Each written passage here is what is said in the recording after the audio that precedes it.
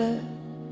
Acımı bir ben bilirim ey zalim dünya. Ağlamaya dermanım yok, gel de halime bak. Yüreğimi közledip yaktın beni ey dünya. Acı, acı yüreğim dolup taşar acıyla.